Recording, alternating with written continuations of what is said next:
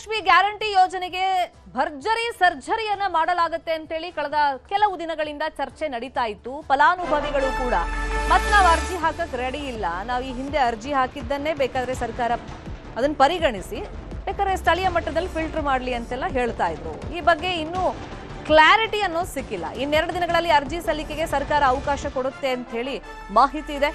ಕೊನೆ ಹಂತದ ತಯಾರಿಯನ್ನ ಸರ್ಕಾರ ಈ ಬಗ್ಗೆ ಮಾಡ್ಕೊಳ್ತಾ ಇದೆಯಂತೆ. ಕರ್ನಾಟಕ 1, ಬೆಂಗಳೂರು 1, ಗ್ರಾಮ 1 ನಲ್ಲಿ ಅರ್ಜಿ ಸಲ್ಲಿಕೆಗೆ ಅವಕಾಶ ಸಿಗುತ್ತೆ.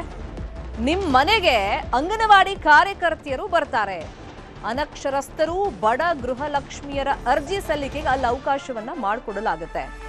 ಅರ್ಜಿ ಸಲ್ಲಿಸೋದಕ್ಕೆ ಯಾರು ಅರ್ಹರು, ಏನೇನ್ ದಾಖಲೆಗಳು ಬೇಕು, ಹಂಗಾದ್ರೆ ಇನ್ಮುಂದೆ ಯಾರಿಗೆ ಸಿಗಲ್ಲ ಗೃಹಲಕ್ಷ್ಮಿ ಯೋಜನೆ 2,000 ರೂಪಾಯಿ ಹಣ ತಿಂಗಳಿಗೆ? ರಾಜ್ಯ ಸರ್ಕಾರದ ಹೊಸ ರೂಲ್ಸ್ ಏನು? ಈ ಬಗ್ಗೆ ಗೃಹಿಣಿಯರಲ್ಲಿ ಈಗ ಹೊಸ ಆತಂಕ ಶುರುವಾಗಿದೆ. ತಡವಾಗಿ ಆದ್ರೂ ಪರವಾಗಿಲ್ಲ, ಇಷ್ಟು ದಿನ ತಿಂಗಳಿಗೆ 2,000 ರೂಪಾಯಿ ಅಂತ ಸಿಗ್ತಾ ಇತ್ತು. ಬಟ್ ಈಗ ಪರಿಷ್ಕರಣೆ ಅಂತ ಮಾಡಿದ ಮೇಲೆ ನಮ್ಗೇನಾದ್ರೂ ದುಡ್ಡು ಬರುತ್ತಾ ಇಲ್ವಾ, ಯಾವ ತರ ಪರಿಷ್ಕರಣೆ ಮಾಡ್ತಾರೆ ಅನ್ನೋ ಗೊಂದಲದಲ್ಲಿ ಈಗ ಗೃಹಲಕ್ಷ್ಮಿಯರು ಇದ್ದಾರೆ. ಈಗ ಅರ್ಜಿ ಸಲ್ಲಿಕೆಗೆ ಸೈಬರ್ ಸೆಂಟರ್ಗಳಲ್ಲಿ ಅವಕಾಶ ಅಂತೂ ಕೊಟ್ಟಿದೆ ಸರ್ಕಾರ. ಆ ಬಗ್ಗೆ ಇನ್ನೊಂದು 2 ದಿವಸದಲ್ಲಿ ಫೈನಲ್ ಮಾಡಿ ಅಧಿಕೃತವಾಗಿ ಆದೇಶವನ್ನ ಸರ್ಕಾರ ಹೊರಡಿಸುತ್ತೆ, ಪ್ರಕಟ ಮಾಡುತ್ತೆ. ಇನ್ನು ಓದಕ್ ಬರೆಯಕ್ ಬರಲ್ಲ, ಇನ್ನು ಬಡತನದಲ್ಲಿ ಇರೋರು ಅವ್ರಿಗೆ ಸಹಾಯ ಆಗ್ಲಿ ಅಂತ ಹೇಳಿ ಸ್ಥಳೀಯ ಮಟ್ಟದಲ್ಲಿ ಅಂಗನವಾಡಿ ಕಾರ್ಯಕರ್ತೆಯರೇ ಮನೆ ಮನೆಗೆ ಹೋಗಿ ಅರ್ಜಿ ಸಲ್ಲಿಕೆಯನ್ನ ಮಾಡ್ಕೊಳ್ತಾರೆ. ಮತ್ತೆ ಏನೇನ್ ದಾಖಲೆ ಬೇಕು ಅಂತ ಸರ್ಕಾರ ಹೇಳುತ್ತೆ, ಅದನ್ನಲ್ಲಿ ಸಲ್ಲಿಕೆ ಮಾಡಬಹುದಾಗುತ್ತೆ.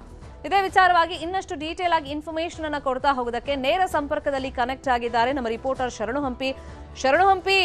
ಈ ಪರಿಷ್ಕರಣೆಗೆ ಇನ್ನೂ ಕೂಡ ಎಕ್ಸಾಕ್ಟ್ ಆಗಿ ಏನ್ ಮಾಡಬೇಕು ಅಂತ ಹೇಳಿ ಸರ್ಕಾರದ ಕಡೆಯಿಂದ ಅಧಿಕೃತವಾಗಿ ಮಾಹಿತಿಗಳು ಸಿಕ್ಕಿಲ್ಲ. ಇನ್ನೊಂದು 2 ದಿವಸದಲ್ಲಿ ಅದು ಫೈನಲೈಸ್ ಆಗಬಹುದು ಅಂತ ಕಾಣಿಸುತ್ತೆ.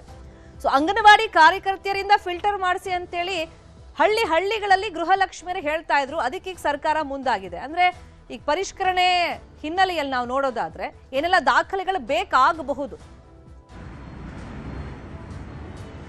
ಶರ್ಮಿತಾ, ಗೃಹಲಕ್ಷ್ಮಿಯರು ಇನ್ನೆರಡು ದಿನದಲ್ಲಿ ಅರ್ಜಿ ಹಾಕೋದು ಪಕ್ಕಾ ಆಗಿದೆ. ಈಗಾಗಲೇ ಈ ಕುರಿತಾಗಿ ಅಂತಿಮವಾದಂಥ ನಿರ್ಧಾರ ಮಾತ್ರ ಪ್ರಕಟ ಆಗಬೇಕಾಗಿರೋದು. ಅರ್ಜಿ ಹಾಕಬೇಕೋ ಇಲ್ಲೋ ಅನ್ನುವಂಥ ಗೊಂದಲ ಭಾಳಷ್ಟು ಗೃಹಲಕ್ಷ್ಮಿ ಫಲಾನುಭವಿಗಳಿಗಿತ್ತು. ಯಾಕಂದರೆ ಈ ಹಿಂದೆ ಇರುವಂಥ ಅಪ್ಲಿಕೇಶನ್ ಹಾಕಿದ್ವಿ, ಅದೇ ಸಾಕಲ್ವಾ ಅಂತಲೂ ಕೂಡ ಭಾಳಷ್ಟು ಜನ ಅಂದ್ಕೊಂಡಿದ್ರು. ಮತ್ತು ಅದೇ ರೀತಿಯಾದಂಥ ತಮ್ಮ ಹೇಳಿಕೆಗಳನ್ನು ಕೂಡ ನೀಡಿದರು. ಈ ಹಿನ್ನೆಲೆಯಲ್ಲಿ ಸರ್ಕಾರನೂ ಕೂಡ ಮತ್ತೊಂದು ಸಾರಿ ಯೋಚನೆ ಮಾಡುವಂಥ ಕಾರಣ ಕೂಡ ಮಾಡ್ತು. ಬಟ್ ಇಲಾಖೆ ಕೊಟ್ಟಂಥ ಅಧಿಕಾರಿಗಳ ವರದಿ ಏನಿದೆ, ಆ ವರದಿಯ ಹಿನ್ನೆಲೆಯಲ್ಲಿ ಅರ್ಜಿ ಹಾಕೋದು ಈಗ ಖಚಿತ ಆಗಿದೆ. ಇನ್ನು ಬಡವರು, ಅನಕ್ಷರಸ್ಥರು, ಹಿರಿಯರು ಇವರೆಲ್ಲರೂ ಕೂಡ ಇರ್ತಾರಲ್ಲ, ಇವರಿಗೆ ಅನುಕೂಲ ಆಗಲಿ ಅಂಥೇಳಿ ಮನೆಗೆ ಅಂಗನವಾಡಿ ಕಾರ್ಯಕರ್ತರೆ ತಮ್ಮ ಮೊಬೈಲಲ್ಲಿ ಆ್ಯಪನ್ನು ಒಂದು ಇನ್ಸ್ಟಾಲ್ ಮಾಡಿಕೊಟ್ಟಿರ್ತಾರೆ, ಸೇವಾ ಸಿಂಧು ಆ್ಯಪ್. ಸೊ ಆ ಆ್ಯಪಲ್ಲಿ ಈ ಹಿಂದೆ 3 ವರ್ಷದ ಹಿಂದೆ ಏನೇನು ಅರ್ಜಿಯನ್ನು ಸಲ್ಲಿಸುವ ಸಂದರ್ಭದಲ್ಲಿ ಏನೇನು ದಾಖಲೆಗಳನ್ನು ಕೇಳಲಾಗಿತ್ತೋ ಎಲ್ಲ ದಾಖಲೆಗಳನ್ನು, ಹೆಸರು, ವಿಳಾಸ, ಯಾವ ಊರು, ಯಾವ ತಾಲೂಕು, ಯಾವ ಜಿಲ್ಲೆ, ಮತ್ತು ಇದ್ರ ಜೊತೆಗೆ ಸ್ವಯಂ ಘೋಷಿತವಾಗಿ ಮೊದಲು ಯೋಚನೆ ಮಾಡಿದ್ದು ಏನು ಅಂತಂದರೆ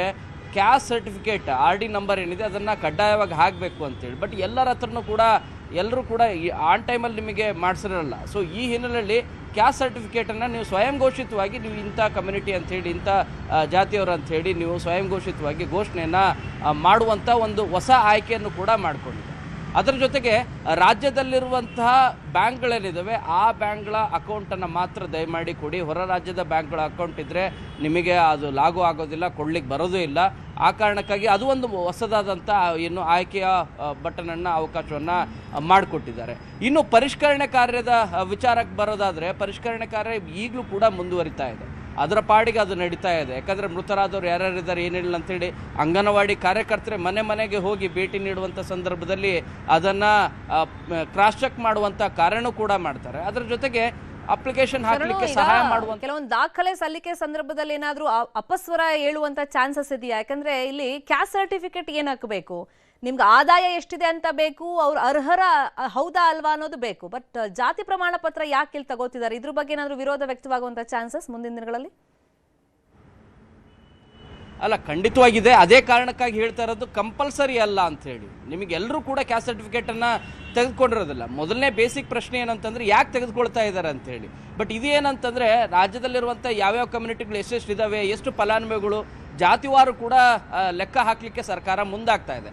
ಇದಕ್ಕೆ ಕೆಲವರು ವಿರೋಧವನ್ನು ಕೂಡ ವ್ಯಕ್ತಪಡಿಸುವಂಥ ಸಾಧ್ಯತೆ ಇದೆ. ಸಹಜವಾಗಿ ವಿರೋಧ ಪಕ್ಷಗಳು ಇದು ವಿರೋಧ ವ್ಯಕ್ತಪಡಿಸ್ತವೆ. ಆದರೆ ಇದಕ್ಕೆ ಬರುವಂಥ ಅನುದಾನ ಏನಿದೆ, STP ಅನುದಾನ ಅಂದರೆ SC/ST ಅನುದಾನಗಳನ್ನು ಕೂಡ ಇದಕ್ಕೆ ಆ್ಯಡ್ ಮಾಡಬೇಕಾಗಿರೋ ಕಾರಣಕ್ಕಾಗಿ ರಾಜ್ಯದಲ್ಲಿ ಎಷ್ಟು SC ಮತ್ತು ಎಷ್ಟು ST ಮತ್ತು OBC ಕಮ್ಯುನಿಟಿ, ಇತರೆ ಕಮ್ಯುನಿಟಿಗಳು ಎಷ್ಟು ಫಲಾನುಭವಿಗಳಿದ್ದಾರೆ, ಗೃಹಲಕ್ಷ್ಮಿ ಫಲಾನುಭವಿಗಳು ಅನ್ನೋದನ್ನು ಚೆಕ್ ಮಾಡಲಿಕ್ಕೆ ಇದು ಅನುಕೂಲ ಆಗುತ್ತೆ. ಎಲ್ಲರೂ ಕೂಡ ಮಸ್ಟ್ ಕಂಪಲ್ಸರಿ ಕ್ಯಾಸ್ಟ್ ಸರ್ಟಿಫಿಕೇಟನ್ನು ಕೊಡಲೇಬೇಕು, ಡಾಕ್ಯುಮೆಂಟನ್ನು ಅಪ್ಲೋಡ್ ಮಾಡಲೇಬೇಕು ಅಂತಲ್ಲ.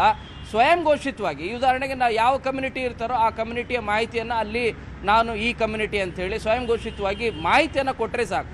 ಆ ರೀತಿಯಾದಂಥ ಒಂದು ಆಯ್ಕೆಯೂ ಕೂಡ ಇರುತ್ತೆ. 3 ವರ್ಷದ ಹಿಂದೆ ಹೇಗೆ ಕರ್ನಾಟಕ 1, ಬೆಂಗಳೂರು 1, ಗ್ರಾಮ 1 ಬ್ರೌಸಿಂಗ್ ಸೆಂಟರ್ಗಳಲ್ಲಿ ಹೇಗೆ ಅಪ್ಲೈ ಮಾಡಿದ್ರಲ್ಲ ಅದೇ ರೀತಿಯೂ ಅವಕಾಶ ಇರುತ್ತೆ. ಅದರ ಜೊತೆಗೆ ಈಗ ಅಂಗನವಾಡಿ ಕಾರ್ಯಕರ್ತರ ಮೂಲಕನೂ ಕೂಡ ಅವಕಾಶ ಮಾಡಿಕೊಡ್ತಾರೆ. ಆದರೆ ತಮ್ಮ ಇಂಪ್ರೆಷನ್ ಅಂದರೆ ನಿಮಗೆ ಬಯೋಮೆಟ್ರಿಕ್ ಅಥವಾ ಫೇಸ್ ರಿಕಗ್ನಿಷನ್ ಮಾಡಬೇಕೋ ಇಲ್ಲ ಅನ್ನೋದ್ರ ಬಗ್ಗೆ ಮಾತ್ರ ಈಗ ನಿರ್ಧಾರ ಆಗಬೇಕಾಗಿದೆ. ಫಾಲೋ ಅಪ್ ಮಾಡೋಣ. ಥ್ಯಾಂಕ್ ಯು ಶರಣ್, ಈ ಕ್ಷಣದ ಮಾಹಿತಿಯನ್ನು ಕೊಟ್ಟಿದ್ದಕ್ಕೆ.